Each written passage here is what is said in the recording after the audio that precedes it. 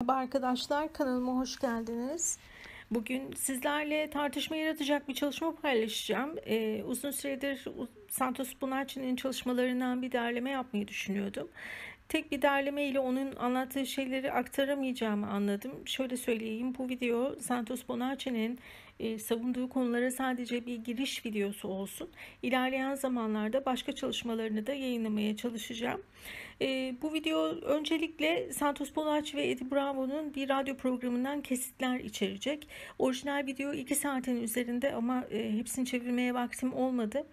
Anlattıkları çok derin bilgiler arkadaşlar. O nedenle benim tavsiyem durdurarak, not alarak tekrar izlemeniz. Ben orijinal videoyu 3 kez izledim. Çünkü eğer burada şimdi ne anlattığını anlamazsanız bu videonun devamı da çok havada kalabilir. O nedenle not alarak izlemenizi tavsiye ediyorum.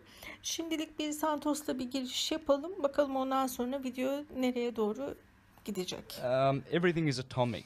The problem is most people don't know what an atom is. And when you learn and know what an atom is, it is a trinity, a neutron, a proton, and an electron.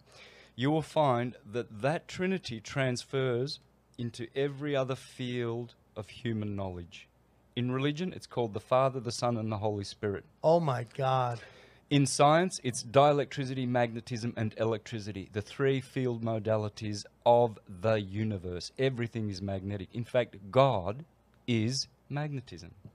Most people will laugh at that because they see little magnets pushing each other and attracting, and they think, oh, this is a clever little powerful thing. And energy is conscious. Energy is intelligent. Nothing is not. And that's what God is. God is. It is magnetism. So people are going to see that. Not only, I'm not going to be theorizing.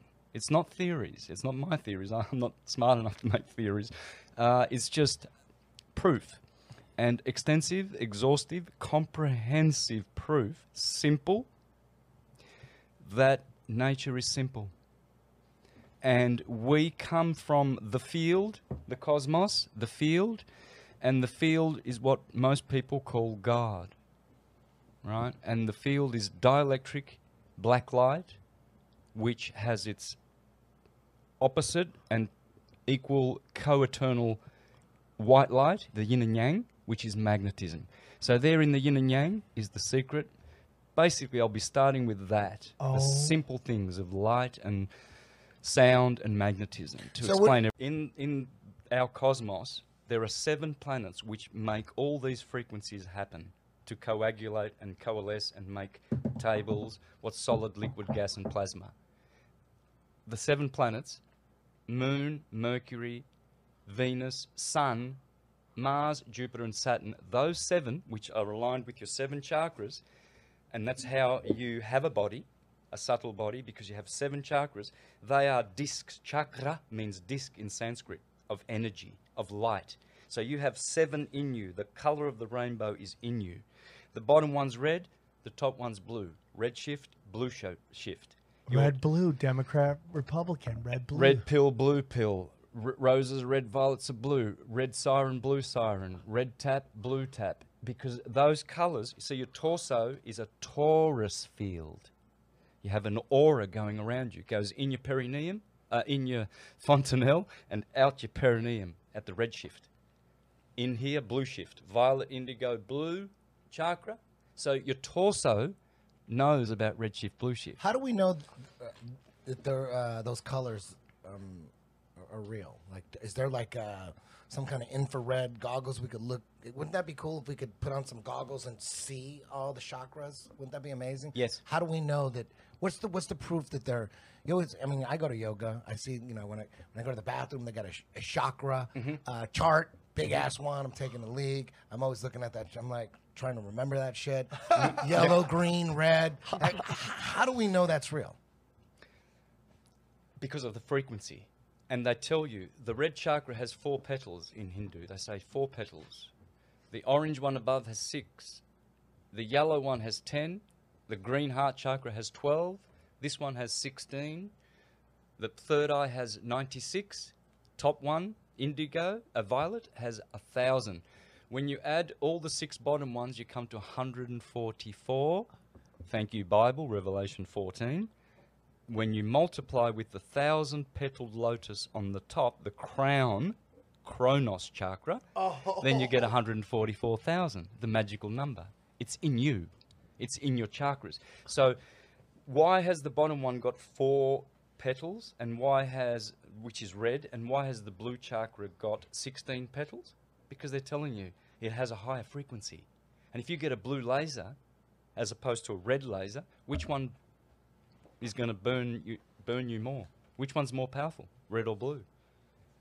Blue. Yeah, because it has a Star higher Wars, capacity. blue lasers are good.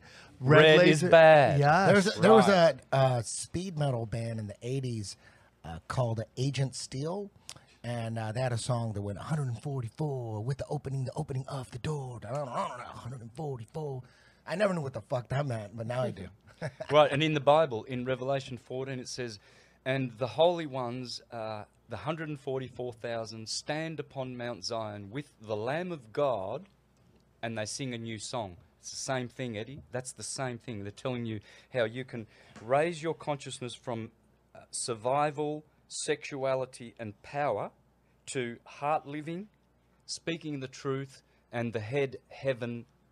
Head is heaven. Oh, man. Your heel is hell. Heel, hell. Yeah. Head, heaven. Same root. Oh, my God, dude. All is atum. So when you climb through those chakras, when you raise your energy level, the capacitance of each chakra is more, like your lasers, is higher. So your spirituality is higher, right? And so what happens is the mountain that the 144,000 are standing on, that's your vertebrae. It's called Mount Meru. And it's in the middle of the disc flat earth, Mount Meru. It's called Merudanda. Your spinal column is called Merudanda. It's a mountain. And on top of the mountain is the Lamb of God, Aries, my sign. Aries is the cerebrum, the cerebram, the Ram of God. So the Lamb of God is standing upon Mount Zion, your vertebrae, with the 144,000, singing a new song. Why is it a new song? Because your consciousness is different there. You're not singing the same old song of, oh, I want money, I want a girl, I want a car, and all of what you now want is you want to ascend, and you want to escape the material entrapments, disentangle yourself from reincarnating in misery, escape the matrix, and be unlimited and unconditioned, and have your full power restored, your full magic, magnetic power. We're just waiting for that to happen. Amen, dude. But we have to do the good works. Moderation, no addictions. What do you think? What do you think the planets are? They're lights? Is it like it's not like dirt or like No. It's the planets aren't like Mars isn't like dirt. No, not at all. So they're not What are landing. they? So they're not landing Mars rovers on Mars, right? Not at all. Okay. Not at all. What are they doing? It's fake. Well, it's what they're doing is they're going to places like Greenland with very, very exotic landscape, and they're making it look like it, and then they're colouring it to look red and what have you. Wikipedia, if you go to Wikipedia, which I'm in now, and you look up under Saturn, in the first sentence it will tell you that Saturn is a gas giant. And then you go to Jupiter and it tells you that Jupiter is a gas giant. Yeah. Then you ask what the sun is, they say it's hydrogen and helium. Well, that's gas. Why is Venus or Mars or the moon where they landed, why is it an exception? You can see with your own eyes that it's a light. Ptolemy, for thousands of years before the Jesuit Copernicus turned up and made a spinning ball, was saying all of the 7 planets are entirely luminous. There it is. They are portals.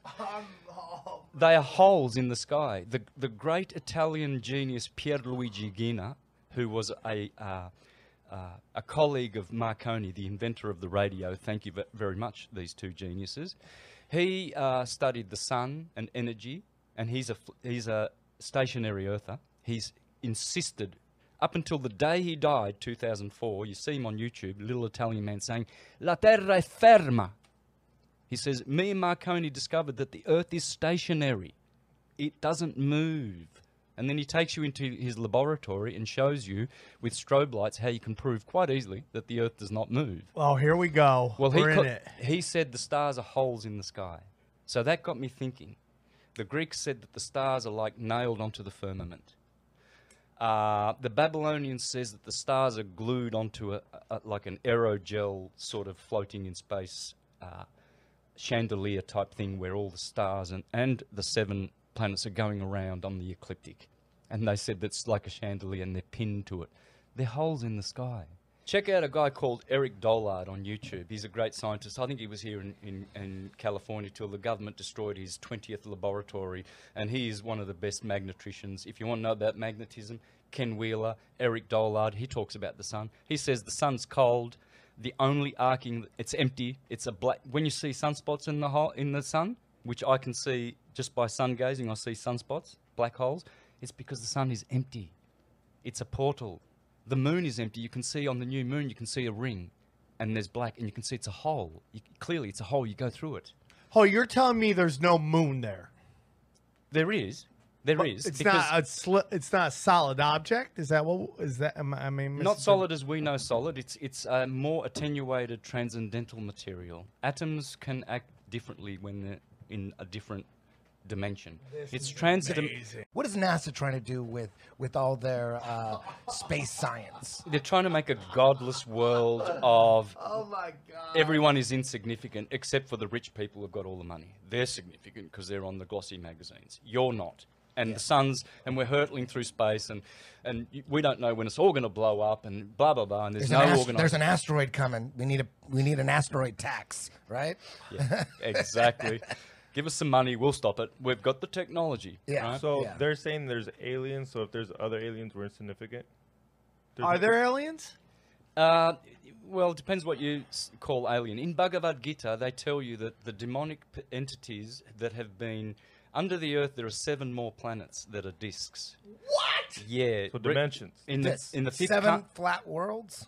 pretty much. Yes, 7 Like levels. a book. So Like that's where paper. that's where hollow theory and flat Earth Yes, collide. exactly. Or no, syncretize. Yeah. I've syncretized it in all my countless flat Earth videos that I've been making since 2015. I was one of the first ones that jumped on the flat Earth. And when you went to Google and put flat Earth in, guess who was #1 for 2 years in a row between 2016 and 2006? More than Eric Yours Dubé? truly. My Yeah, man. me. Yeah, for sure. My man. Because I was putting out so many presentations because I'm coming from the Jewish tradition. I'm coming from the Bhagavad Gita. I'm showing how the Bible proves it with great etymological proofs. And no one else is doing that. Eric Dubé is not doing that. He's doing science straight. And all these other guys, they're just doing their, which is good.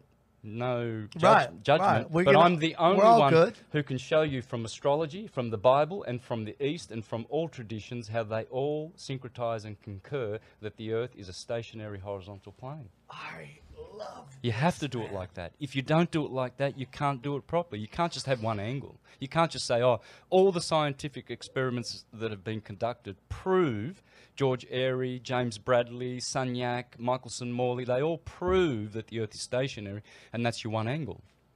You can't just have one angle. See, I do that and all the other angles. You have to do that. It's got to love be it, comprehensive for people to then embrace the truth. So we are living. Is this a dimension, or is it solidified? Is it like what? Are we living in an energy force that has multiple layers? You know, there's a whole thing with Anunnaki.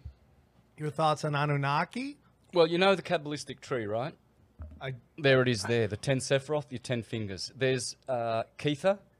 Where's the camera there? they're all over. There you go. And there's Malkuth, the earth. Now, that's Kether, which is ether. That's earth, which is solid, and that's where we live, in Malkuth. Okay. Right? Then you've got all the elements. There's 5 elements, right? Ether, that's why you do thumbs up. Good on you, man. Because that's ether. Yeah. Ether, fire, plasma. Air, gas. Water, liquid. I'm going from the platonic solids to what science calls them now. And earth, solid. So is it a dimension? Yes, it is. But it's all these things. It's all of the Kabbalistic tree, from Kether to earth, which is ether to earther, same word. So if you're asking, what's the earth? Well, it's just ether in a gross, more solidified form. So however you look here and whatever you do, you are the same in your etheric body, which is wrapped around you in an aura. Okay? So, for instance, if you get your arm amputated because it's so painful and it's got, whatever, some disease, years later you can still be feeling the pain from it, right? Yeah. Why? Why is that? Because the magnetic ether is still there. Your etheric hand is still there. You can't amputate that. And the pain is in it. Because if you've got pain here in your mind and physical body, psychosomatic, physical and psychological, then it must be in the ether as well. Because everything departs from there. Where we go wrong is we've followed materialist scientists like Newton, Aristotle and Einstein. They are materialists, not Plato, who was transcendentalist. So I'm a Neoplatonist. What they want you to believe is that everything comes from the material substance, you know, like a primordial soup, and then we evolved through that, and it was unconscious, but somehow consciousness and love and affection and music and all these other transcendental gifts that we have evolved from that, right? Whereas scripture and true science really teaches that everything that you see with your physical eyes that is electrical comes from counter space. Eric Dollard, Ken Wheeler, all of these great real scientists will tell you that. What is counter space? Okay. Fortunately, we have a really good example of how to explain how we come here and how everything comes here via the computer. Yeah. If you go and buy a hard drive, 50 gig hard drive, and it's empty, you've got the same brand and it's full. It's got 50 gigabyte of photos and movies and all sorts of stuff on it. Which one weighs more? That one does. Does it? No, it doesn't. Come on, XG. They weigh the same. And yet this one's full and this one's empty. How is it that a computer full of data still weighs the same? Because the files, they're in counter space. They're not spatial. They're zeros and ones. They do not occupy any space. You can't open a hard drive and say, oh, there you go, there's my photo. Yeah. Like a doctor can't open your heart and say, Counter oh, there's space. that bad emotion that caused the heart attack. You didn't forgive your brother 10 years ago. Now we have to operate on your heart. Let's get this emotion and chuck it out. Let's check out your brain too and pull out all the bad thoughts. They're not there. Where are they? They're stored in counter space. So what happens is... Where is counter space? Exactly. Well, it's the transcendence. It's counter space is not visible to us, but it is where everything comes from. And atoms, redshift, blueshift, are what brings them out into the material world by means of a vibration, a toroidal field. You see, a torus field, like your torso, it's redshift, blueshift.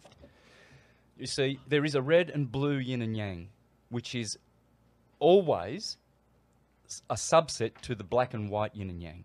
And the red and blue yin and yang is on the Korean flag. The South Korean flag has the red and blue yin and yang. All they're telling you on that flag is that those are the two colors of polarity of the vibratory physical world. The magnetic radiation world is not physical. Magnetism, which is 10 billion times more powerful than electricity, is spiritual. Thank you, John Mawelski. Electricity is physical. This is electric. Your spirit and soul, magnetic. So it's magnetism versus electricity in a weird way. So my whole theory is like nothing is real.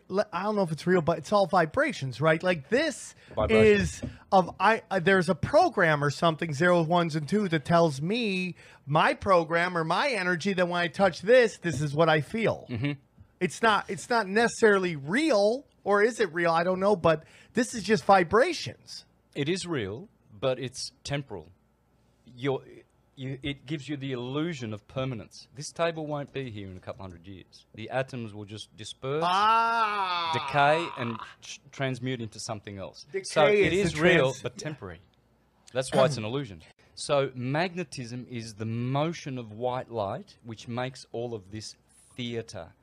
Hence, that information that we're talking to someone across the world, the earth, and instantly it's going through the ether. That's why. It's going through the ether. They tell you that radio waves go through the air. They tell you that some other waves go through the water and everything. What about the ether? Einstein destroyed the ether, whereas guys like Tesla, Eric Dollard now, Ken Wheeler, they're bringing back the ether. Thank you very much. When they did the interferometer experiment, Sagnac and Michelson-Morley, to see if the Earth is moving, what they did was they made this big table that turns, and they had light projecting from this angle, contrary to the supposed motion of the Earth, and then one's going in this way, which is going with the flow of the Earth. And what happens was they shot a beam of light across to a reflector, split the beam, split it again, and then recombined the beams of light, and they didn't have any interference patterns, proving that if you've got a round table that is turning on a spinning Earth, and you have beams going across each other, split and then recombined with no interference patterns, then nothing is moving that is solid. It's the ether. They proved, Michelson Morley, that the ether exists.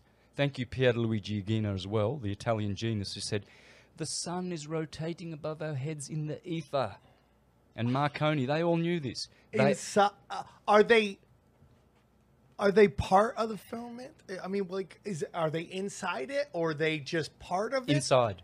They are inside of it. With the stars, or what are you talking They about? are on the firmament. The stars are on the inside of the firmament. No, they're, the stars are holes. they're The stars in are the holes. filament. They When are you in- see a star, that's a hole in the hole. filament. Yes, but the sun is on the ecliptic under the stars. They are called the fixed stars. Then the 7 planets, we're calling them planets, but they are called the wanderers. The Greeks called them the 7 wanderers, okay? Because they also look just like the stars, but they keep moving, whereas, you know, Taurus and Aries, their positions never move, and yet Jupiter's going through them every year, you know, like, and Mercury and the Sun, they're going through them on the ecliptic. Well, those 7 planets, according to the Jewish system, like the Russian dolls, like an onion, layers within layers, we on the Earth, we are one layer. Then the Moon's layer, the Moon is the first portal. She's the first wormhole. She has the first sphere above our heads. I believe that's what they call the ionosphere, the troposphere, and all these spheres, and then they call them belts. Kuiper belt, asteroid belt, Van Allen belt, belt, sphere, belt, There's all the sphere. belts, man. Astro Toroidal- belt, Van Allen belt. Those are just... The planetary spheres. Oh, They are belts. man. They are Johnny's mind is blown. Look at him. Dude.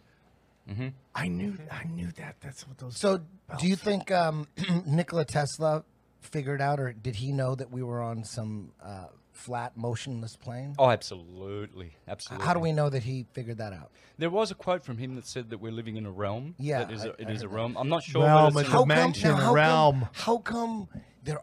He died like in 47 or something, right?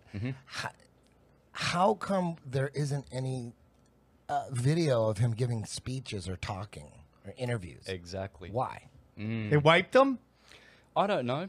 Possibly too dangerous. And you see, if you knew that the material model is wrong and the atomic model is wrong, it's a transcendental. Dude, you just blew my mind. Yeah, if you knew it, then you would be free from this system in every way possible, as I am.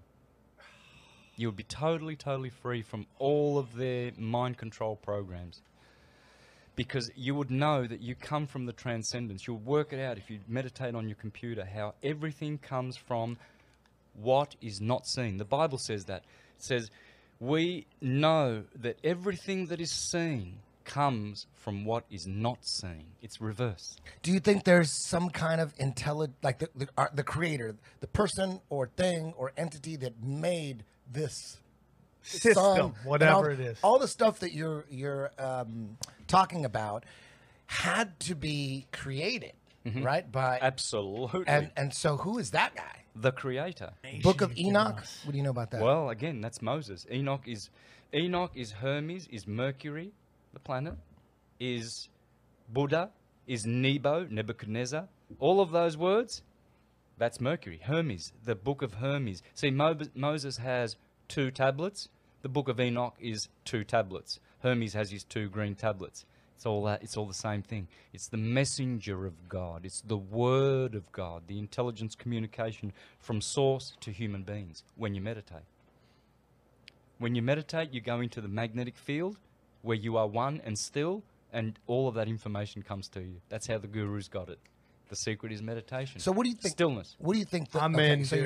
you're saying the stars and the wandering stars, aka planets, are holes in the firmament, right? So what we're looking at what's beyond the firmament through those holes, those lights, right? Exactly. So that would mean that the firmament is what's rotating, right? The firmament's rotating. Exactly. Not actual stars floating in the sky spinning. It's the holes that are spinning. Like a chandelier, according to Bhagavad Gita, Canto 5, it says, the earth is a bhumandala. Bu means plane. It's a plane mandala. A mandala is like a square or a circle with all those beautiful shapes. The earth is called Bhumandala on the island of Jambudweep, and in the center is Mount Meru, and Brahma sits on top. Brahma is Jehovah, Abraham, sits on top of that mountain, and from that mountain, that magnetic mountain, it shoots onto the firmament and creates the wormhole of the sun. It makes it from Mount Meru. It is a clock which turns every 24 hours. It turns and it projects from the center of the earth, magnetic, onto the firmament. But so the sun's coming from the center of the earth, coming from the North Pole, basically. It is. And now, how is Polaris, which is coincidentally right above the North Pole, and that's the only fixed star, doesn't move? What is the relationship between Polaris and the North Pole? Polaris in acupuncture is right here at the top of your head. When I was doing acupuncture, I learned that there are 12 meridians in your body, and Polaris is sitting right on top of your head. This is the dome. The firmament is here. This is the vault of heaven, head, because all of the spiritual intelligence stuff happens here. There is another dome, your abdomen. That's another dome. So there's a dome, and then there's a vault of heaven above that. And that's where the true sun is, where the light is coming through those holes. So the sun has not got it. It is original magnetic source light, but from another source. It's a transmitter. Thank you, Eric Dollard. Who says that the sun is a transmitter of primary energy to secondary energy. Well, I've just explained that theologically, from the monad to the dyad, because the sun is the creator of this world. Walter Russell said that. He said, every little atom that exists and dances on this, whatever we see, comes from the sun. Everything. The sun is the creator, not the prime creator. Like a carpenter, he gets bricks and wood and makes a house. He can't say he made the bricks and the wood, but he can say that he created and built the house. But he's not the creator. He created the house. He's a builder. So the builder is the sun. But the true prime creator is the original light in the dome of heaven, Monad. above the abdomen, where we live. We live in the heart of the God system, because heart is an anagram for earth, heart and earth. This is where we live. We live in the heart of God. Thank you, Neoplatonists. Yes, I've heard that. We live in this giant being, right? On a horizontal vertical plane, because your heart is radiating horizontally. When people meet you and they've got a radiating heart, it's radiating horizontally. That's what it's doing. It's radiating in every direction, but it is a plane horizontally. And then you have a vertical ecliptic going through you as well. And all the zodiac signs go through your body. Aries is the cerebrum, Taurus is the cerebellum, the motor nerves. Aries are the sensory nerves, brain. God. So that's why the Taurus is strong, right? They're strong, right? So it's because it's the motor nerves. They own that system. Gemini, the twins. There's your twins. Twin lungs. Cancer is the chest. Leo is the heart, the lion heart. Virgo is the belly. Libra, the scales are the two kidneys, yin and yang. Scorpio is the generative system, ovaries and testes. Hell yeah. Sagittarius is the hips. Hippo means horse. Hips. There you go. Everybody's walking on their Sagittarius hippos. Capricorn's the knees. Aquarius is the shins. And the 2 feet are the 2 fish of Pisces. Your body is Adam Kadmon. It is an ideal blueprint from the transcendence, which comes out in atoms, redshift, blueshift, and manifests in this plane called the Earth, which is a theater. Unbelievable. Mm-hmm. It's so simple. It really is simple. It's simple, but so deep. Because then you would know that when your body, which gets old and decays because it's a vibratory body, it's not a radiation body, well, it is radiation as well, but because your body mainly vibrates and is made of atoms, it must decay and must die. They want you to believe that that's it. That was your chance, man. You only get one chance in the ring, dude. Now you've done it. You've blown your chance. No, we are immortal. We have two lives, an immortal one and a repeatedly mortal one. Şimdi izlerken büyük ihtimalle bir kısmınız ayın ışığı bitti, şimdi de güneş mi çıktı başımıza diyenleriniz var. Ama bunları konuşmak zorundayız arkadaşlar. Bizler zaten dünyanın düz olduğunu söyleyerek bir takım zincirleri kırmış insanlarız. O nedenle bunları konuşmaktan korkmayalım. Şimdi bu iddia ya da tespit ne Santos Bonacci'ye ait ne de başka bir düz dünyacıya ait arkadaşlar. Bu güneşle ilgili, yani güneşin sadece bir yüzeyden ibaret olduğuna dair bu iddiayı ortaya atan kişi kesinlikle düz dünya ile hiçbir alakası olmayan bilim adamı Eric Dollard'a ait. Şimdi Eric Dollard kim derseniz kısaca özetleyeyim. Eric Dollard elektrik araştırmaları alanında yaşayan efsane ve hatta ikinci Tesla olarak gösterilen bir elektrik mühendisi. Birçok kişi tarafından elektriğin gerçek doğası hakkında bugün yaşayan en bilgili uzman olarak kabul ediliyor. Tesla'nın ölümünden bu yana bu büyüteç vereceği başarıyla inşa eden tek kişiymiş Dollard. Ve Dollard aynı zamanda tüm elektrik fenomenlerinin kalkülüs ya da Maxwell denklemlerini kullanmadan da matematiksel olarak nasıl ölçülebileceğini, alternatif elektrik dalgalarının sembolik temsili ve genelleştirilmiş elektrik dalgasının sembolik temsili isimleri kitaplarında açıklayan bir bilim adamı. Şimdi Santos Bonacci'nin söyledikleri bu bilgiler ışığında yeniden düşünmenizi istiyorum ve tabii önce bir de dahinin kendi ağzından duyalım bakalım güneşle ilgili neler söylemiş, ondan sonra bunun üzerine yine konuşacağız. Şimdi bir Eric Dollard'ın kısa bir videosu var, ona ekleyeceğim. Dediğim gibi ondan sonra yine üzerine konuşmaya devam edeceğiz. There's 22-year-long solar cycles of deadness and activity and deadness and activity. They started in the early Renaissance. They peaked out around World War II, and now that we're in cycle 24, the sun's going dead, and it's not creating an ionosphere. It's like the solar cycles are ending. So today the solar flux is 140-something. It should be 200 and something. So the sun's only operating at half power right now for this part of the cycle. So you don't have the ionosphere that you need in order to communicate to other parts of the world. It's all dissipated. So ham radio's dying. Well, it made it so there was no ham radio available for a year during the minimum of the cycle. Now we're at the maximum, and the maximum is no better than a minimum. So now the question is when it goes into the minimum in the next 7 years, how dead is the sun going to get? The last minimum, it got record dead. The solar flux never dropped below 60, ever. This time it went down to 58. And you couldn't communicate via the ionosphere. So the sun can be reconfiguring for a cold, dead cycle, like in the Dark Ages.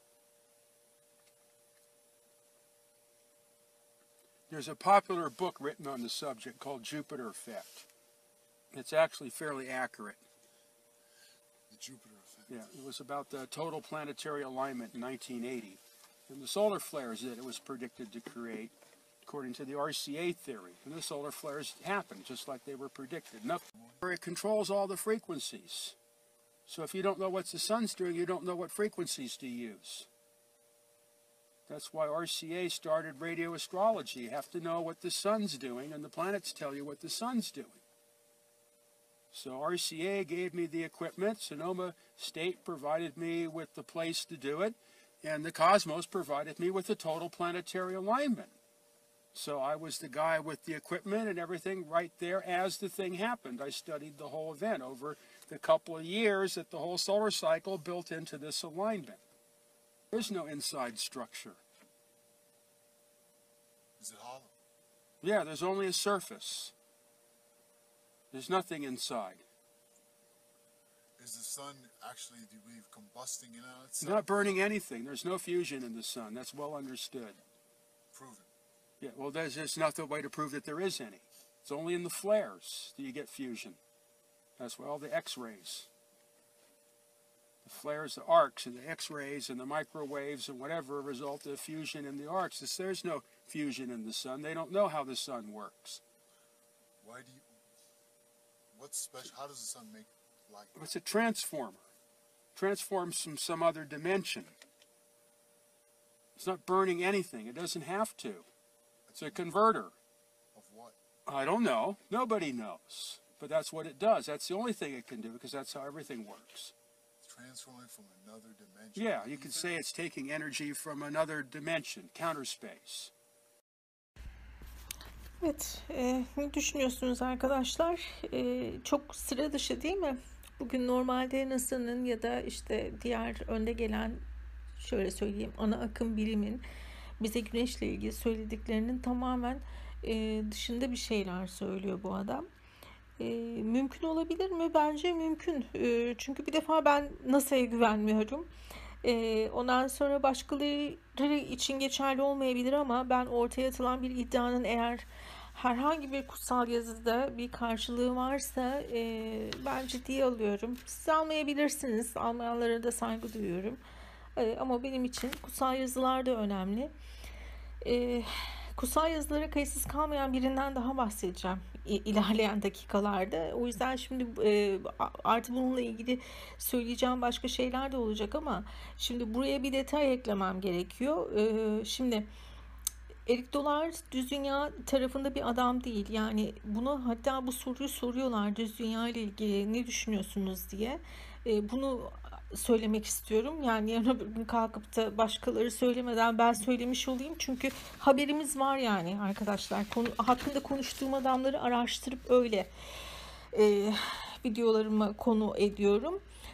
Şimdi bir videoda diyorlar Erik Dolar'da Düz Dünya ile ilgili ne düşünüyorsunuz diye, mümkün olmayacağını söylüyor ama gerekçeleri de şunlar. Yani bu adamın Düz Dünya konusunda hiçbir şekilde düşünmediği, hiçbir şekilde araştırma yapmadığı verdiği cevapta ortaya çıkıyor. Diyor ki, neden Filipinlere gideceksem Alaska üzerinden uçuyorum. İkinci olarak da diyor ki, Moskova'dan bir telsiz sinyali almak istiyorsam neden anteni Kuzey Kutbu'na doğru çevirmeliyim? Ve diyor ki, neden batı kıyısından kalkan bir uçak diyor doğu kıyısına inebilir diyor. Ve birlikte program yaptığı kişi de işte düzse neden kenarından bir fotoğrafı yok diye soruyor ki bence Düz Dünya ile ilgili sorulan en sığ sorulardan biri olduğunu düşünüyorum bunun. Yani ben şu anda bu sorulara cevap verme gereği bile hissetmiyorum. Çünkü bunların hepsi bir tarafımızdan defalarca açıklandı. Ama işte Düz Dünya konusunu hiç ele almamış birisinin ilk etapta sorduğu sorular bunlar. O nedenle açıkça ortada ki Erik Dolar'ın da hiç bu konuda herhangi bir çalışması olmamış. O nedenle Düz Dünya'nın da mümkün olmayacağını düşünüyor. Ama tabii söylediği şeyler de sadece Düz Dünya'da mümkün. Öyle NASA sistemindeki bir evrende söylediği şeyler mümkün değil Erik Dolar'ın. Neyse, şimdi Erik Dolar için bu kadar yeterli. Şimdi ben başka bir bilim adamından daha bahsetmek istiyorum. Onu da bir ele alalım. Ondan sonra hepsini toparlamaya çalışacağım. Yine Santos Bonacci'nin videoda bahsettiği Pierluigi ile hatırlıyorsunuz. Ne demişti Santos Bonacci? Bu adam Pierluigi ile dünyanın hareket etmediğini ispatlamış bir adam demişti.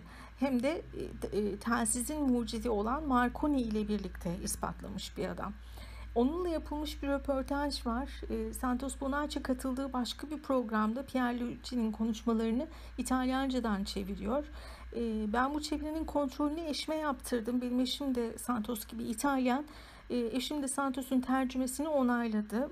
O nedenle gönül rahatlığıyla burada Santos'un yaptığı yoruma güvenerek onu yayınlıyorum. Şimdi o videoyu da izleyelim. Sonra yine konuşacağız. Now, I'm going to have to translate this, so please let me know if the volume is good. Vale. La cosa principale è che queste conoscenze adesso fa ridere, perché è mai possibile dire che la Terra è ferma e gira l'energia. Eppure quando vanno a mandare su i missili. Okay. What he's about to show this interviewer a machine which proves that the Earth is stationary. Okay? Now, there's going to be 4 major points that you will learn in these 3 minutes that I hope that everyone takes and shares with all the doubters that they know. Okay? The first point he's saying here is to prove that the Earth is firm and stationary is very, very easy to do. Essentially, that's what he's saying here. And the first point he's going to make is when missiles are launched, they have to take a curved linear trajectory. They cannot go directly. Now, this is something very interesting. I didn't know that until I heard it from this guy. Sopra, ma non possono andare direttamente, ma devono prendere una traiettoria che è il movimento rotatorio del Sole che fa spostare per arrivare a quel punto. There you go. Now, what he just said was that to launch a missile, you have to launch it in a curved trajectory in order to overcome the turning magnetic energy of the sun. Okay? Point number 1. He just said that. Okay, here is a scientist, and he's got all his machines. He's not just anyone saying it. Quando voi sparate, siete dei cacciatori voi altri, no? No. Beh, il cacciatore quando spara mette dentro la pallottola e poi spara, ma dentro nella canna c'è una spirale che lo fa girare per vincere il movimento rotatorio dell'energia che scende. Okay, another example. A gun barrel, he said, inside of all gun barrels there are spirals. Why? So the bullet can turn, and as it exits the barrel, it is spinning. Why does it need to spin? Because it needs to overcome the rotating, turning magnetic energy of the sun. Now, the premise of this man and Marconi's energy understanding is that there are 2 energies. There is the spiraling, rotating energy of the sun coming from above, which is what we call the ether, the turning field. And then he says that there is the earth energy. So there is solar energy and earth energy. The sun's energy is spiraling in a clockwise manner, and it spirals and expands. And then when it reaches the earth, it is turned around, and then the spiral is counterclockwise, and it is going upward.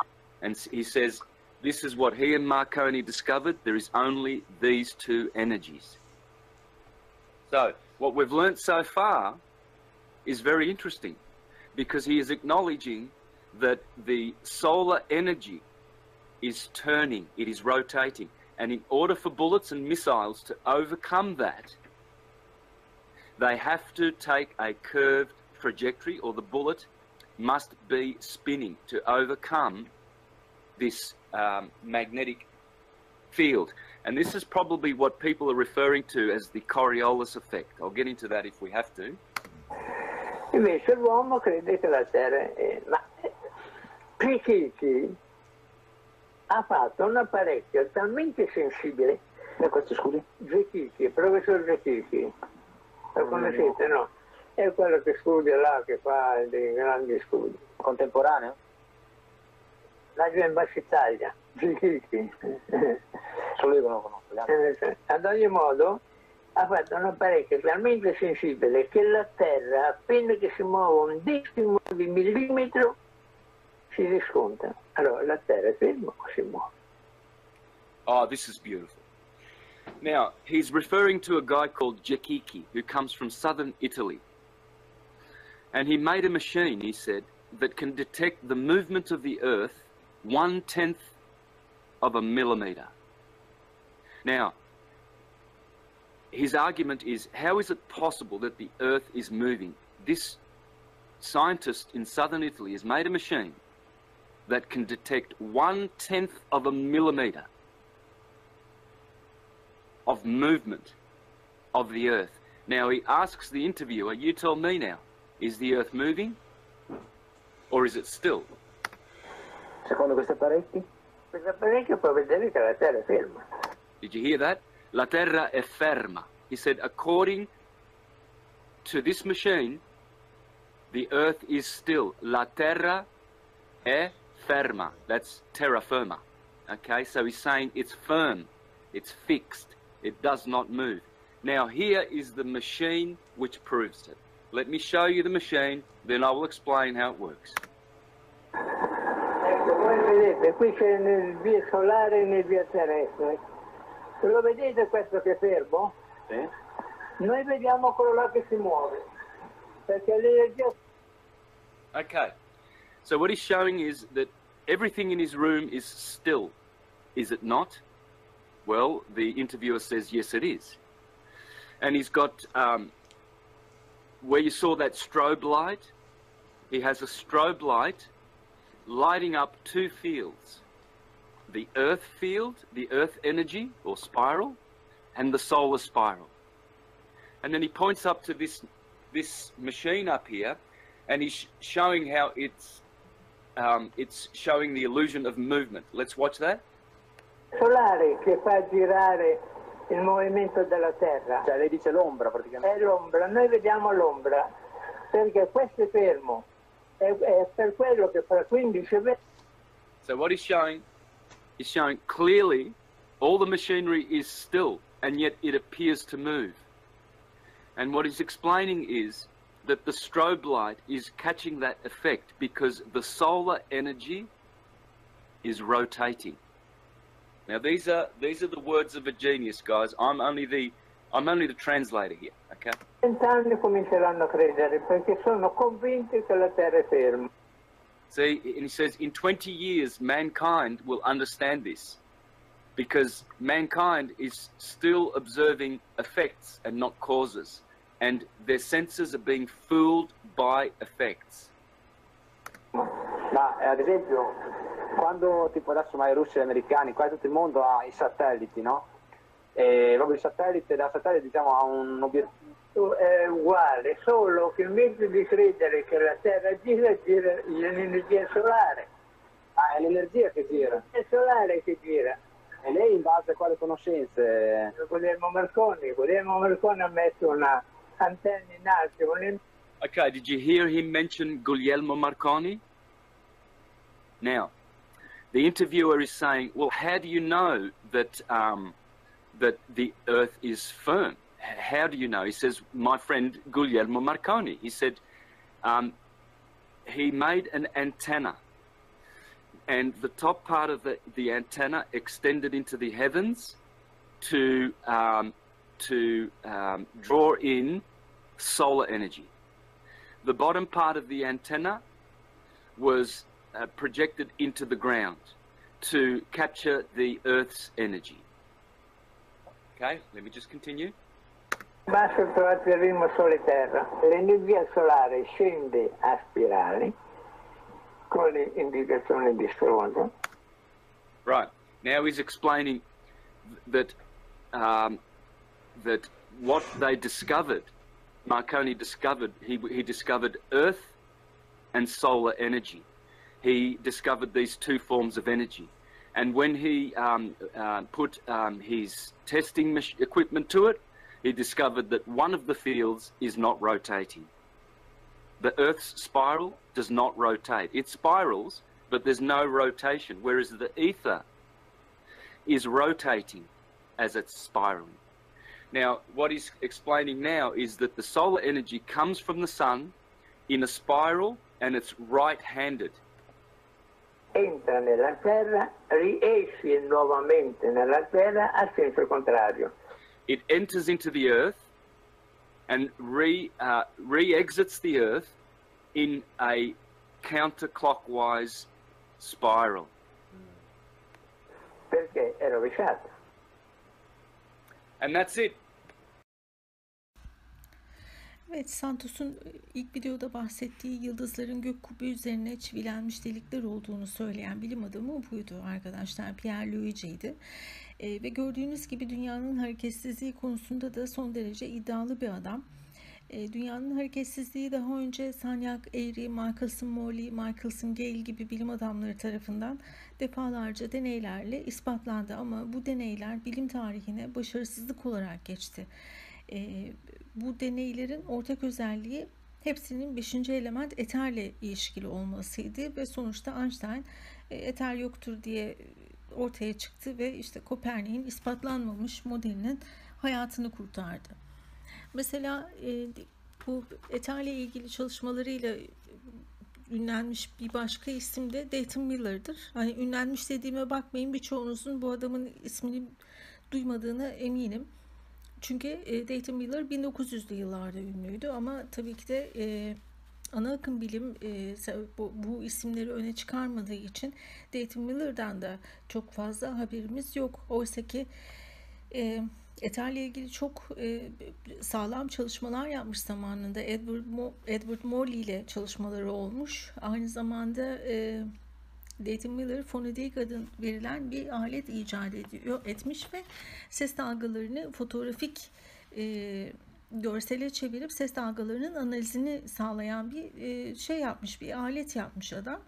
Miller aynı zamanda Einstein'ın da teorilerinin çok katı bir muhalifi olarak tanınan biriydi. Ama tabii ne oldu? Şimdi bütün bu isimler, az önce saydığım bütün bu isimler bugün mezarlarında ters dönüyorlar arkadaşlar. Çünkü yaptıkları bütün çalışmalar Cizvit Kopernik'in kendinin dahi inanmadığı bu ispatlanmamış küre dünya teorisinin sonunu getirdiği için bilim tarihine başarısızlık olarak geçti. Ama artık en azından düz dünyacılar bu dahilerin, bu büyük dahilerin hem itibarlarını hem de hak ettikleri saygıyı geri veriyor ve onların çalışmalarını geri getiriyorlar. Şimdi muhtemelen bir diğer çok önemli ismi atladığımı düşünüyorsunuz ama atlamadım. Şimdi ona geliyorum.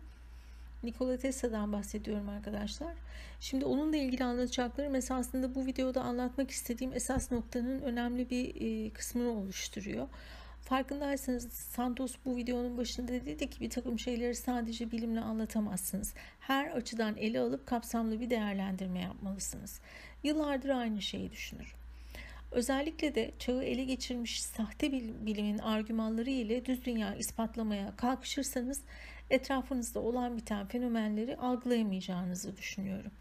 Ay'a mesela hala NASA gözlükleriyle bakıp da onun gidilememiş olsa bile bir toprak parçası olduğundan bahsediyorsanız bence kesinlikle hala NASA etkisi altındasınız. Şöyle söyleyeyim, NASA gözlükleri olmadan önce insanlar esasında daha açık fikirlilermiş ki bunu birazdan anlatacaklarımla göreceksiniz. Ama ne zaman ki NASA çalışmalarına ve beyin yıkamaya başlamış, işte ondan sonra bizim gerçekle bağımız da kopmaya başlamış arkadaşlar. Neyse ki Nikola Tesla bu dönemden önce yaşamış ki yaşadığı bu birazdan anlatacağım deneyim onun çalışmalarına yön vermiş. Tesla biliyorsunuz daha 39 yaşındayken çoktan AC motoru bulmuştu. İşte bunun yanında daha birçok icada imza atmış bir bilim adamı olarak Amerika'da ünlenmişti.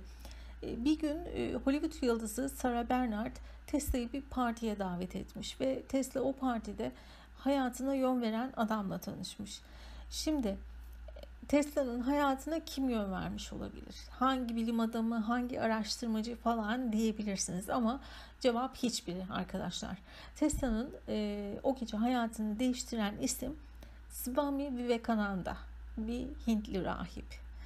Swami Vivekananda 39 yıllık kısa ömrüne çok büyük başarılar katmış bir Hindu rahip. 19. yüzyılın son ve 20. yüzyılın ilk 10 yılında özellikle Batı'da hümanist kişiliği, Vedantik birlik temeline dayanan kardeşliği sağlama çabalarıyla ünlenmiş. İşte o gece partide Tesla'ya Vedantik doktrinin 3 temel kavramı olan prana, akasha ve kalpastan bahsetmiş. Şimdi şöyle, prana yaşam enerjisi, yani kozmik enerji, akasha eter ve kalpas da zamanı temsil ediyor. O gece Tesla ve Vivekananda bu üçlüyle ilgili uzun uzun konuşuyorlar ve nihayetinde Tesla Vivekananda'ya bunları matematiksel olarak ispatlayabileceğini söylüyor. Ve ilerleyen zamanlarda Swami Vivekananda bir arkadaşına yazdığı mektupta Tesla'dan bahsediyor ve şöyle söylüyor. Bay Tesla, kuvvet ve maddenin potansiyel enerjiye indirgenebileceğini matematiksel olarak gösterebileceğini düşünüyor. Bu yeni matematiksel gösterimi almak için önümüzdeki hafta onu görmeye gideceğim. Bu durumda Vedantik kozmoloji en sağlam temellere oturacaktır. Şu anda Vedanta'nın kozmolojisi ve eskatolojisi üzerinde çok çalışıyorum. Modern bilimle mükemmel birliği açıkça görüyorum ve birinin açıklamasını diğerlerinin takip edeceğini düşünüyorum. Tesla o gece Vivekananda'dan o kadar çok etkileniyor ki Hindi kozmolojisi, akasha ve prana kavramları üzerinde çalışmaya başlıyor. Doğa olaylarını betimlerken eski Sanskrit terminolojisini kullanmaya başlıyor aynı zamanda. Ve 1891 gibi erken bir tarihte Tesla, evreni herhangi bir yerde kullanılabilecek enerjiyle dolu bir kinetik sistem olarak tanımlıyor. Eric Dollard ve Pierre Luigi yine de benzer şeylerden bahsetmiyor mu? Peki sonra ne oluyor? Bu Tesla ile ilgili bir video yapmıştım. İzlemediyseniz mutlaka izleyin. Thomas Edison'un başını çektiği bir takım kişiler tarafından çalışmalarına el konuldu ve bir otel odasında 5 parasız bir şekilde öldü. Peki neden FBI Tesla'nın bütün çalışmalarına el koyup da top secret kategorisini alıp insanlıktan gizledi? Bugün kullanılan harp teknolojisinden 5G'ye kadar birçok sistemin çalışmasını sağlayan şeyin eter olduğunu bilmiyor muyuz? Tesla daha neler icat etmişti? Neden bu çalışmalar hala FBI binasında kilitli kapılar arkasında saklanıyor? Çünkü dünyanın hareket etmediğinin ispatı orada yatıyor. Şimdi bir an için günümüze gelelim. Şimdi esas konuya doğru gelelim yavaş yavaş. Diyelim ki şöyle bir parti düşünün. Swami Vivekananda hala hayattaymış. Angelina Jolie olsun bir parti vermiş ve bu partiye işte Brian Cox, Michio Kaku, Neil Soytarısı gibi adamları da çağırmış olsun. Ve Vivekananda'nın Tesla'ya anlattığı şeylerin aynısını bu adamlara da anlattığını düşünün. Sizce tepkileri ne olurdu? Sizce Tesla gibi oturup dinler, anlamaya çalışır ve üzerinde çalışırlar mıydı, yoksa red mi ederlerdi? Kendi fikrimi söylüyorum, reddederlerdi. Çünkü modern bilim artık dünyayı tanrısız bir devre sokmaya çalıştığı için bugün bilim adamı olmanın neredeyse ilk kuralı ateist olmak, yaratılışla ilgili bütün iddiaları reddetmek, evrimci olmak, büyük patlamadan doğan tesadüfler olduğumuza inanmak. Esasında bugünkü tanrı yaklaşımını çok güzel bir şekilde ortaya koyan bir video var. Çok kısa, ben ona da şey yaptım, alt yazı ekledim. Onu da bir izleyelim. Bu konuya devam edeceğim. Ondan sonra da yavaş yavaş toparlamaya çalışacağım. Hello, Professor Dawkins. How are you? I'm Ben Stein. I'm so sorry to keep you waiting. How are you? Fine, thank you. You have written that God is a psychotic delinquent invented by mad, deluded people. No, I didn't say quite that. I said something rather better than that. Oh, well, please tell us what you said. Please tell us what you said. Well, I would have to read it from the book. No, please. The God of the Old Testament is arguably the most unpleasant character in all fiction. Jealous and proud of it. A petty, unjust, unforgiving control freak. A vindictive, bloodthirsty ethnic cleanser. A misogynistic, homophobic, racist, infanticidal, genocidal, filicidal, pestilential, megalomaniacal, sadomasochistic, capriciously malevolent bully. So that's what you think of God? Yeah. How about if people believed in a God of infinite lovingness and kindness and forgiveness and generosity, sort of like the modern day God? Why spoil it for them? Why not just let them have their fun and enjoy it? I mean, I don't want to spoil anything for anybody. I write a book, people can read it if they want to. I believe that it is a liberating thing to free yourself from primitive superstition. So religion is a primitive superstition? I think it is, yes. So you believe it's liberating to tell people that there is no God? I think a lot of people, when they give up God, feel a great sense of release and freedom. Why do you think that? I mean, what's your dad? What's your scientist? What's your data? I think, well, I've had a lot of letters saying that, and I've... There are 8 billion people in the world, Dr. Dawkins. How many letters have you had? No, I haven't done that. That's quite true. Professor Dawkins seemed so convinced that God doesn't exist that I wondered if he would be willing to put a number on it. Well, it's hard to put a figure on it, but I mean, I'd put it as something like, 99% against or something. Well, how do you know it's 99% against, say, not 97%? No, I did. You asked me to put a figure on it, and I'm not comfortable putting a figure on it. I think I just think it's very unlikely. What? But you couldn't put a number on it? No, of course not. So it could be 49%. Well, it would be. I mean, I think it's unlikely, and it's quite far from 50%. How do you know? I don't know. I mean, I put an argument in the book. Well, then who did create the heavens and the earth? Why do you use the word who? You see, you immediately beg the question by using the word who. Well, then how did it get created? Well, by a very slow process. Well, how did it start? Nobody knows how it started. We know the kind of event that it must have been. We know the sort of event that must have happened for the origin of life. And what was that? It was the origin of the first self-replicating molecule. Right. How did that happen? I told you we don't know. So you have no idea how it started? No, nor has anybody. Nor has anyone else. What do you think is the possibility that intelligent design might turn out to be the answer to some issues in genetics or in evolution?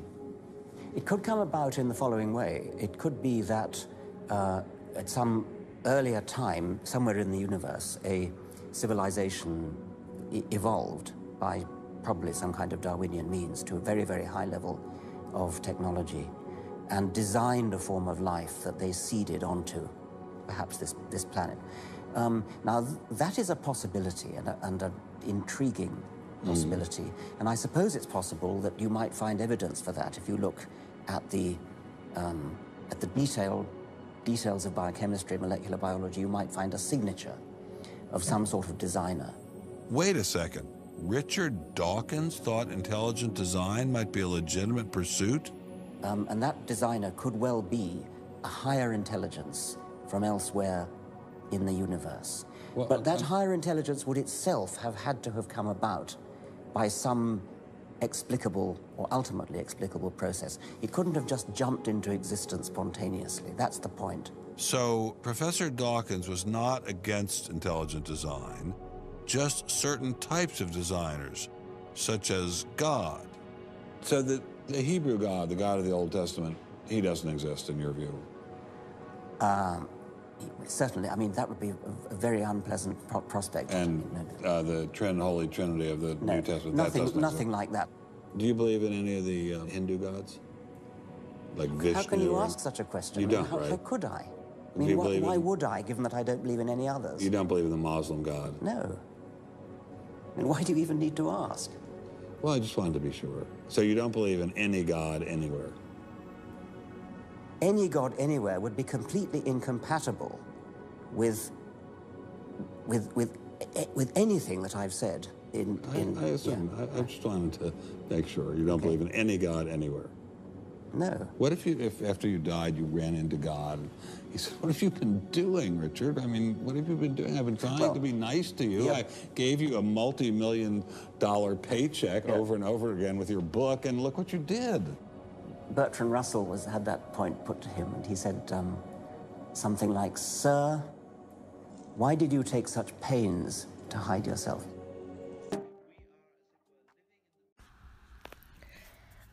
Tanrı'yı insanlardan gizlemek için ellerinden gelen her şeyi yapıp sonra çıkıp Tanrı'yı kendini gizlemekle suçlamak ne kadar büyük bir aptallık. Oysa ki kalbinin atışından güneşin doğuşuna kadar her şey Tanrı'nın varlığının bir ispatıdır. İnsan bedenindeki o müthiş detay, doğadaki o müthiş uyum, bunların hepsi Tanrı'nın imzasını taşıyan gerçeklerdir. Büyük patlama ve evrimle, ki her iki teori de yine cizvitlerin başının altından çıkmış birer teoridir. Bunların her ikisi de insan hayatından Tanrı denilen kavramı çıkarmak için dizayn edilmiştir. Ve o nedenle düz dünya ve Tanrı'nın varlığı birbiriyle son derece iç içe geçmiş iki gerçektir. Çünkü kutsal yazıların hepsi, antik uygarlıkların istisnasız hepsi dünyanın uzayda deli danalar gibi dolanan bir top olduğundan daha başka bir şey söylüyordu. Hepsi düz bir dünya üzerinde gök kubbe ile çevrili bir sistemin içinde yaşadığımızı söylüyorlardı. O nedenle küre dünyayı insanların zihinlerine pompalamak aynı zamanda insanların Tanrı'ya olan inancını da sorgulatacak bir konuydu. Kutsal yazılardaki dünya kavramıyla dünyanın sözüm ona gerçek şekli eğer çelişiyorsa o yazıları vahyeden Tanrı'ya nasıl güvenebilirdiniz? Geriye doğru 2 adım atıp resme oradan bakın. Bir tarafta yaratan Tanrı'nın kullandığı bir teknoloji var ve bir tarafta da pagan bir bilimin ortaya sunduğu sahte bir bilim var. Görebiliyor musunuz resmi? Sahte bilimin hükmettiği bu modern çağda içsel yolculuğumuzu unutup materyalistik bedenler haline geldik. İlişkilerimiz, dostluklarımız, sevgimiz bile materyal bir hale geldi. Ahlak kavramlarımız değişti. Modernlik adı altında zıvanadan çıkmış bir hayat yaşamaya başladık. İşte insanlığın ipini böylesine kopardığı bir noktada düz dünya o nedenle önemlidir arkadaşlar. Çünkü dünyanın düz olduğunu biliyorsan Tanrı'yı biliyorsun demektir. Tanrı'yı bulduysan da ruhsal olarak iyileşmeye başlamışsın demektir. Gözlerinizi kapatın, etrafınızı saran eteri hissedin. Bütün kalbinizle Tanrı'ya şükredin ve bırakın eter dualarınızı gitmesi gereken yere ulaştırsın. İçinizdeki öfkeyi, düşmanlığı, sevgisizliği atın gitsin. Hiç ihtiyacınız yok bunlara. Çünkü zihninizde ne yaratıyorsanız etrafınızda o enerjiyle sarmalıyorsunuz. Bırakın gitsin, salın kendinizi doğanın içine ve Tanrı'nın yarattığı bütün güzelliklerin tadını çıkarın. Eterin sonsuz olduğunu ve her noktaya ulaşabildiğini bildiğim için sevgilerimi etere yükleyip her nerede dinliyorsanız oraya gönderiyorum. Bugünlük benden bu kadar. Şimdilik hoşça kalın arkadaşlar.